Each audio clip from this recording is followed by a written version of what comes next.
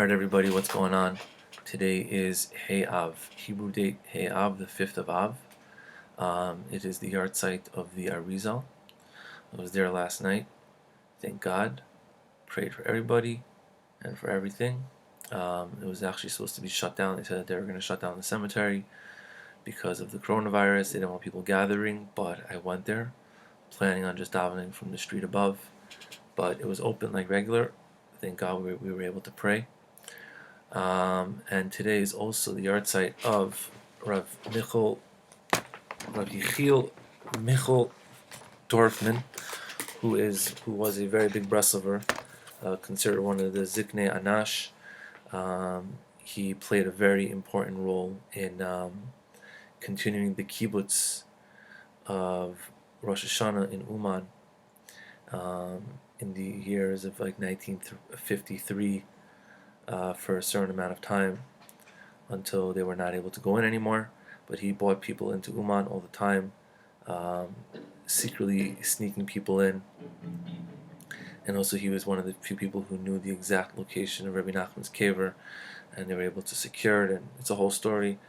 I wrote a little article today on Breslov News about it. If you want to go check it out, maybe I'll leave a link in the description. But anyway, today is Sunday, so today we continue learning Sefer Siach Sarfei Kodesh, which is Breslov tradition stories, and we're going to continue today. Put on the fan. It's super hot in here, man. Alrighty, let's keep on going. So we're up to Chelik Beis in Siach Sarfei Kodesh, Siman Kuf Mem Zayin, 147. Kishinasa Rav HaBaal Tanya, when the Baal Tanya went to Rav Baruch Mezhbush, who was living in Tulchin, because they had a machlokes, so he went to go settle the machlokes between them. So the Baal Tanya went in the derech of the cities of Breslov, Heisen, and Teplik, and he also went in to visit Rabbi Nachman. And at that time, when the Baal Tanya was there with Rabbi Nachman, Rav Moshe Chinkis, who was one of the Gvirim in the city of Breslov, one of the Askanim, he was close to Rebbe Nachman, he turned to Rebbe Nachman, he said to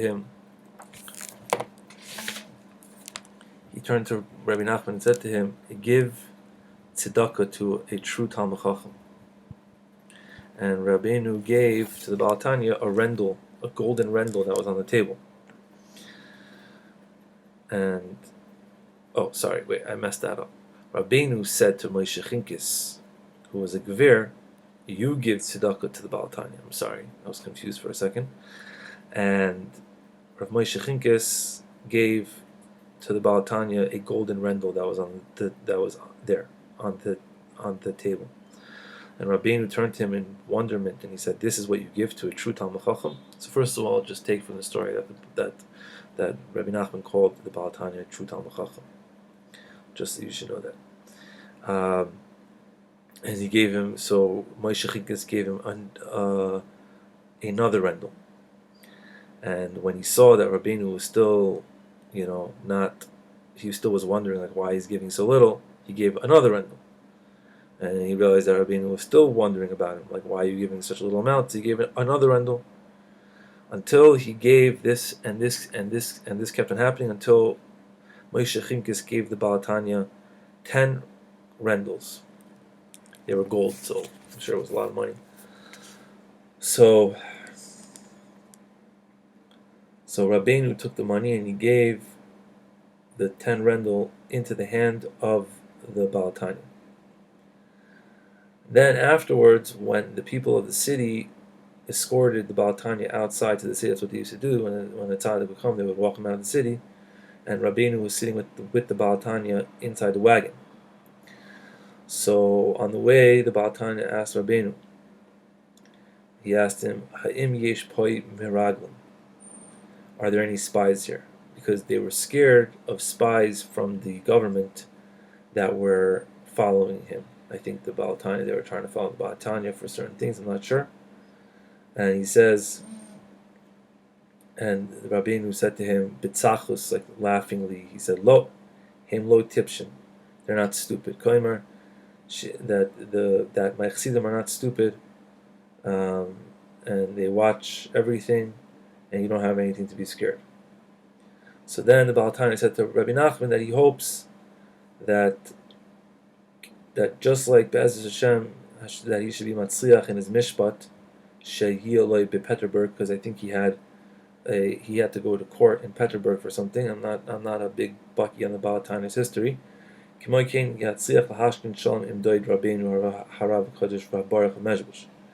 said, just like I'm going to have hatzlacha in the mishpat in Petersburg, I also have hatzlacha to make shalom with your uncle, Rav Baruch HaMezhbush.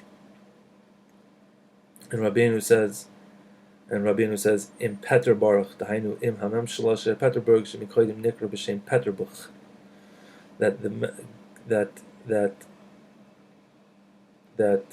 it used to be called Peterbuch. So Rabbeinu said to him, with Peterbuch, you're going to be fine.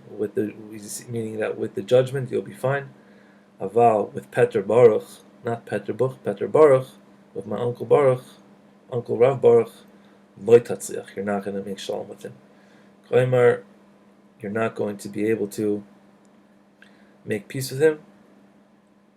And it was that the machlekes actually grew stronger between them after that. So Rabbeinu knew what was going on. Okay, one time Rabbeinu said to Rav Avram Payis, who was one of the chassidim, I think, he said to him, go make peace between the Balan and his wife, the Balanit. Those are the bath attendants, mikvah attendants. Because when they fight with each other, he does an avera and she does an avera. I'm not sure what that means. So Rav Avram Payis went al pi Rabbeinu to this Balan and the Balanit, the bath attendants, mikvah attendants, whatever they were, and he gave them kama matbeos lehitzar chusam. He gave them some money because they were very, very poor, but now he gave them some money so they didn't have to worry about being poor. So while he was going, he thought to himself, if Rabbi Nachman knows what's going on in the house of the Balan, in the house of the bath attendant, so he knows for sure what's going on with me also. So he came to Rabbeinu with a broken heart, and he asked him to give him a tikkun on his sins. And Rabbeinu says, leave your Indian for a different time. He waited for a long time until Rabbi Nachman one time turned to him, one time by Suda Shlishis, by Shal Shidduch, and he said to him, go to your house and eat Shal Shidduch, very good, like a lot of food, and think about that you're not going to eat the whole entire week until the next Shabbos.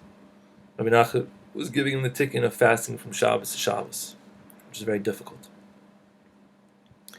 And Rav Avram Payis was mekabel this davar on himself besimcha, but in the middle of the week, he became very, very weak from fasting, and he had a big fever. And the people of his household called all the doctors, and the doctors tried to give him food, but he would not give food. He closed his mouth bichaska, strongly, bichazaka, and they were not able to feed him.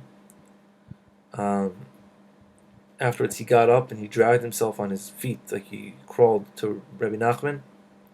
And when Rebbe Nachman realized that he came to his house, he prepared a little bit yain saraf, pachos mikashir.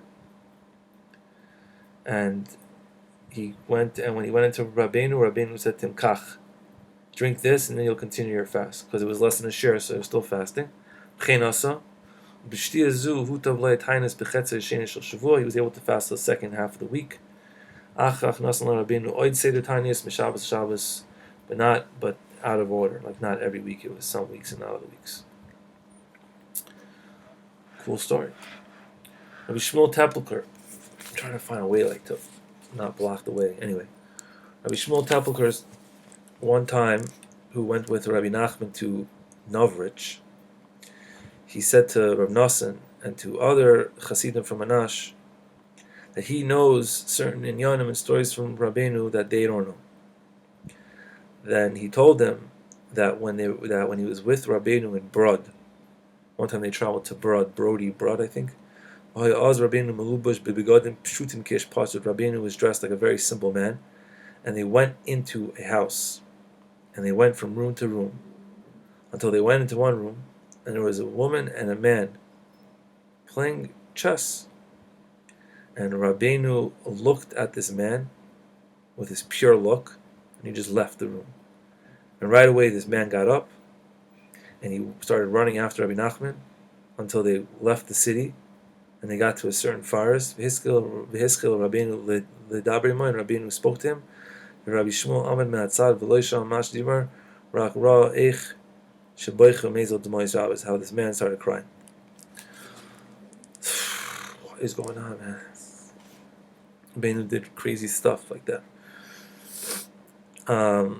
Regarding the Sicha that is bought in Chaim Ran in Siman Tov Kuf Yud Aleph Ayin Sham, I don't know what it says over there. Achach Sha'al Hamagid Mitarvitzas Rabbeinu Heichen Dor Sefer Zeh. I think that Sicha is about how Rabbi Nachman wanted certain Sefer to write his tefillin. So the Magid of Tarvitza said to Rabbeinu after he heard this, he said, "Where does this Sefer live?" And Rabbeinu says that he lives in the city of Yalizveta. And he asked permission from Rabbeinu to go there, and Rabbeinu gave him permission, and he went there and he found him living underground inside like a basement type thing. And he went inside it, and when he went inside, the Sefer was sitting with his face to the wall. And when he heard that a man came in, he said, "What do you want?" And the Maggid said that I want to order Parshias with you for my tefillin. So the Sefer said, by me the Parshias are very expensive, and the price is 1 rendel. So rendel was expensive, so which is 3 rubles. This was a schum rav. So the Maggid was masking, and he paid him. And the Sefer said, "Go and return to me in 1 week." When he came after a week, the Parshias were ready. Again, he never saw his face. He was sitting with his face to the wall, and the Maggid brought them to Rabbeinu, and Rabbeinu held them and hugged them. B'hisrashkus, he grabbed them and he was like, "These are holy." And Rabbeinu commanded the Maggid to only wear them on Rosh Chodesh, to only wear these Parshias and these tefillin on Rosh Chodesh. The rest of the time, you should wear regular tefillin, but these Parshias wear on Rosh Chodesh. Also very secret, probably in Yonim. One time, Rabbeinu poured a cup, a schnapps glazer, a small shot cup of Yain Saraf, and he gave it to Rabbi Nachman and Rabbi Naftali. And Rabbeinu stood before Netilas Yadayim, and also Mornat stood there, and Rabbi Naftali bit me, and meaning they were like, "Why? How is this Yain Saraf enough for them?" And the Hifter Mornat Ba'atzmai, and Rabbi Nachman said, "Nu ma'at gamhu type, a little bit's also good. A kapala is oich good." Kishama says Rabbeinu Nan of Omer, when Rabbeinu heard this, says Branfin, no, a kapala is good. Yain Saraf rak ma'atu type. With schnapps, only a little bit is good. And it's known in Breslov that not so into drinking alcohol, except at the times there that Yidden are supposed to drink, like on Purim and other times Shabbos. But in general, Breslov, Rebbe Nachman was pretty against drinking hard whiskey or any alcohol, I guess, when you aren't supposed to. Only a little bit for harchav v'sadas, to open your mind a little bit, but to get shikr mamish only on Purim. Okay. Rav Moshe Krasenstein, who was the grandfather of Rabbi Isaac Krasenstein, he was very close to Rabbeinu, and his custom was he would bring to his house guests without speaking to them. So one time on Shabbos, he took a guest, and he understood that this guy was Adam Chashav Moed, and he wanted to speak to him and go out from his custom, but he didn't do it at the end. He said, maybe tomorrow by the Shabbos Damiel I will. Right, maybe I'll speak to him then. Also, again, by Suda Shachris, he pushed it off again until the 3rd meal. He didn't even speak to him. By the 3rd meal, he said, I'll speak to him by Malav Malka. But by Suda's Malav Malka, he couldn't find the Oirich. who left already. And Rabbeinu said, and when he came to Rabbeinu and told him this, Rabbeinu said to him, he said, if you would have been noyig to speak with all your guests, then you would have been zeichet to speak with this oirich as well. Meaning that this oirich was a very, very important person, and he was not zeichet because he should have been speaking to his guests. One time when Rabbeinu was in Brod, he needed money. The gam hoya metultul. He didn't have even a place to stay. He didn't have a place to put his talis. He went with his chachma to one Jew, and he said to him, "Lend me a rendel." And the Jew asked him, "Harieni makirchem mihu orev ba'adchem." He said, "Who? I don't know you. Who's gonna? What's your guarantee?" So Rabbeinu says, I'll give you my talis. Take my talis as a mashkin. And he agreed. He had money now, and he also had a place to put a talis. Cute. When Rabbeinu moved from Zlatipoli to move to Breslov, Rabbeinu moved to Breslov after living in Zlatipoli after he got married, and the derech in Asiya, Iveres derech ir Uman. He went to the city of Uman, where Rabbeinu eventually lived at the end of his life, as we know. Rabbeinu spent Shabbos there, and he spent Shabbos by this guy, Rav Avram Chaim, who was the father of Rav Moshe Krashenstein, Shahoisolai Gambe Beis Achsani, woman who had a Beis Achsani in a little hotel. Pagasham Rabbeinu. What's going on my phone? I'm sorry, guys. Hold on 1 second.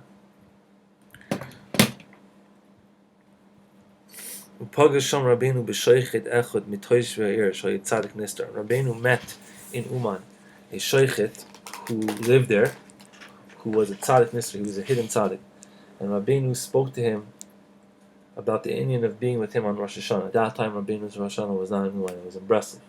It was going to be in Breslov because he was going there. And Rabbeinu said to him, "Kol inyani hu Rosh Hashanah. My whole inyan is Rosh Hashanah."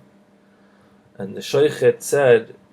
And the Sheikh had asked Rabbi Nachman, he says, if he could stay here in Uman till Erev Rosh Hashanah, that he could check all the animals for the Toshvia here, who needed for Rosh Hashanah, and then I'll come to Breslov with Rosh Hashanah through Shemus. I'll say the shame of Kvitzas Haderech, and then I'll come to you and I'll be able to make it. Because Uman and Breslov are pretty far from each other back then to go Erev Rosh Hashanah. And Rabbeinu says, no, with me, you travel with horses, but not with Shemus. So we don't, and the story finishes off that we don't know if afterwards he came to Rosh Hashanah or not. But that's a very interesting story.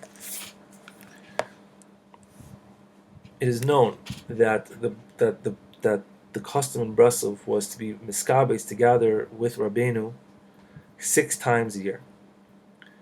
3 times a year, there was when the chassidim went bizman kvum set times. Dahainu Rosh Hashanah, Shabbos, Chanukah, and Shavuos, and people still do that today.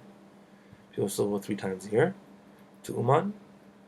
And there's other times a year that Rabbeinu went to the chassidim themselves. Dahainu b'Shabbos Shira. On Shabbos Shira, Rabbeinu would travel to Medvedevka, Oilet Shirin, and Shabbos Nachamu, and also another Shabbos in the winter, Shabbos Parsha Shkolim, Shehaya Noise Oiz Teplik. Pam Kishnosu Anshu Shaminu Rabbeinu Meir Nemra of the Breslov. One time, when this certain Breslov chassidim traveled to Rabbeinu from Nemrov to Breslov. Also, Rav Lipa, who was not, his heart was not complete in his skarvas to Rabbeinu, he also came with them. And the Emtza Nesiya Shenosu Balela, in the middle of this travel, when they were going at night, they got lost. They made a mistake and they ended up back in the city of Nemrov. When they came back to Rabbeinu, They told him about their traveling, how they made a mistake and ended up back home, and they went to him again. And he said to them, he said,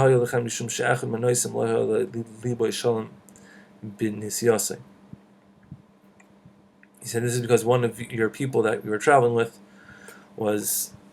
his heart was not complete in the journey, and therefore the journey was not good. If you would have thrown him off the wagon, then you wouldn't have made a mistake. That's pretty intense, dude. Anash realized in the the way that Rabbeinu held himself in certain things, that Rabbeinu never pushed a fly off of him. Like if a fly landed on him, Rabbeinu wouldn't, shake it off of his body. He wouldn't go like that. He never scratched his body as well. When he had an itch. The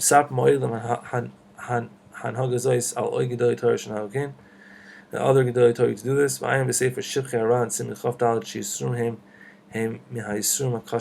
Yisurim are some of the worst Yisurim in the world. I guess it's pretty intense when you have an itch not to itch. It's true.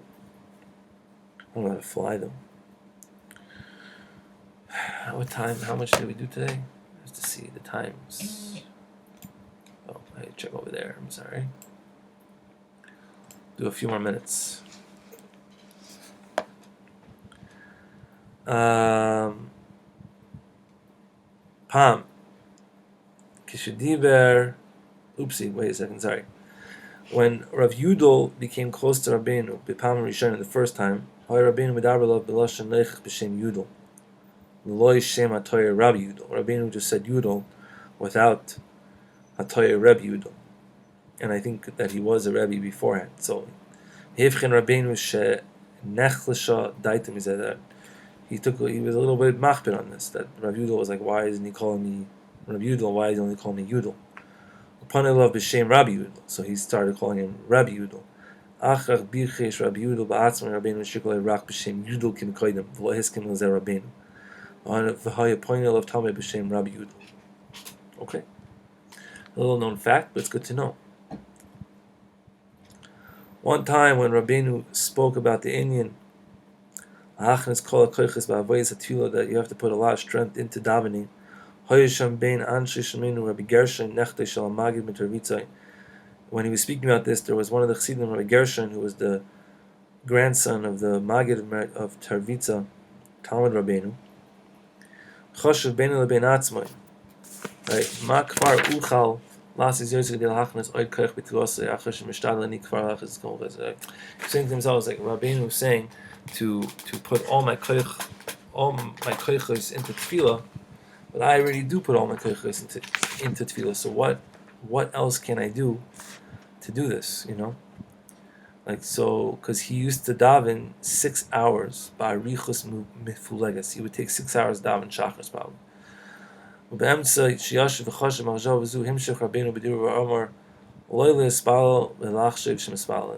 He said, don't daven and think that you're davening. So when Rabbeinu finished, and he stood up to daven mincha in the Beis Medrash, Kibed Rabbeinu as Rabbi Gershon Shechanas Lefanov, right? And Rabbeinu put him next to his place to daven next to Rebbe Nachman after he told him about this davening to strengthen your davening.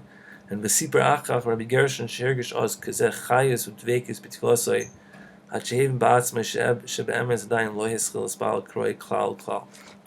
And once he davened next to Rabbeinu, he understood the real way to daven, and he never felt anything like that in his life. And he didn't, even though he davened 6 hours, he was not davening the right way.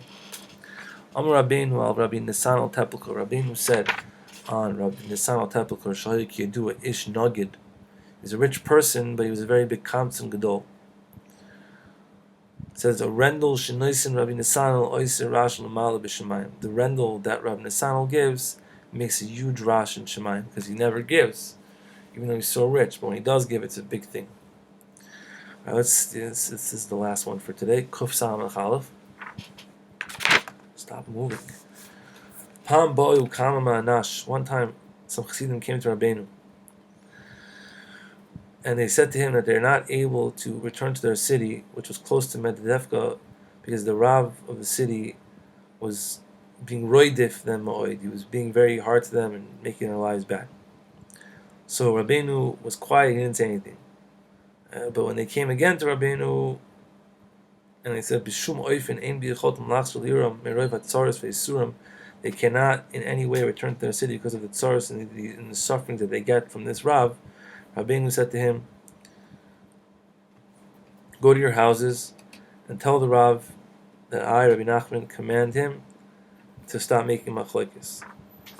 And if you don't, you will die. And he's not going to listen to you, and he's going to die. He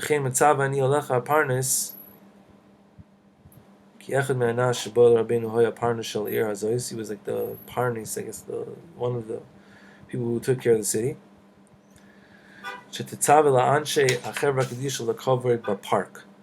And you have to command the Anshe HaChevra Kedisha to bury him in the park. To bury him outside the cemetery in the place where they buried the Bali Averis. I guess back then that's how they did things. Very intense. And the Anash went to their city and they told the Rav Divrei Rabbeinu, what Rabbi Nachman says, and he was very azus, he had a lot of azus, and he still himshich l'daber v'lerda for example, he continued to make them suffer, and lo and behold, like Rabbeinu said, he died. And when the Bnei Yair came to bury him, and they came to ask for shus from the parnes, kenog tziva alei parnes shikru mechutz legeder, like Rabbeinu said. He commanded them to bury him outside the cemetery. And b'teikif nasim izeh rash gadol. And since he said this, it became a huge thing, a big balagan. Everyone was like, "What? He's the Rav. You can't just bury him outside the cemetery." They wanted to kill the parnis of the city, this leader guy who was also Breslov.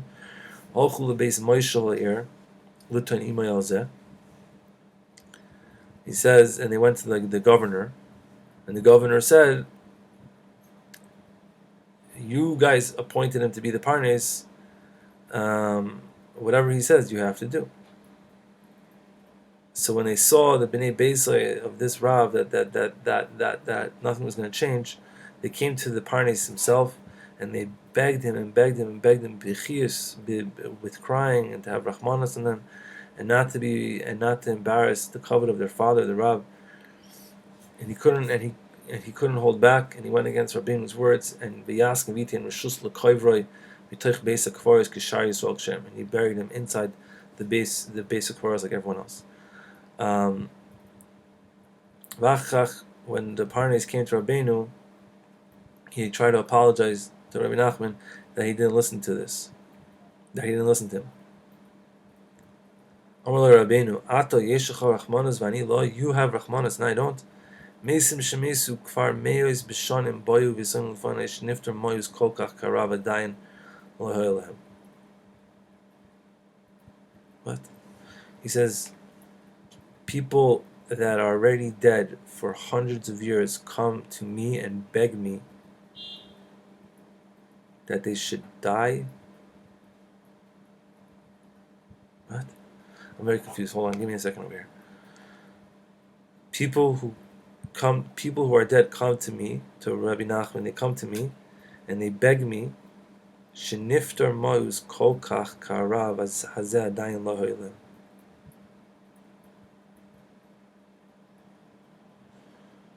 That this Rav had such a bad death that they didn't even have.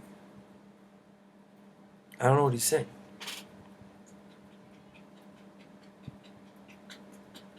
Mesim shemesu kfar meis b'shanim bayu v'sanu l'fanai sheniftar mo'es kolchach karav hazeh adayin l'holam. He said, I guess Rabbeinu was saying, like, I actually had Rahman as my, I guess, killing him, because, not killing him, but making him die. Whatever I said, because I guess that's his tikkun, or people already come to me to get fixed, and I guess, fixed this guy, and now it's his fixing to be buried outside the cemetery. I don't know. Very crazy story. And Rabbeinu was machbid on the parnis, and Benasim has Adam mevuhol and mebubal. He became a very confused person afterwards. Yeah, that's a very intense story, man. But we know that Rabbeinu was very powerful in the Indian of Tikkun. People, many souls came to him who needed tikkunim, and they came to Rabbeinu to get the tikkun. So I guess Rabbeinu did the tikkun on that guy. Anyway, everyone should have a good day. Easy week, 9 days, fast soon, drink water. Chaim.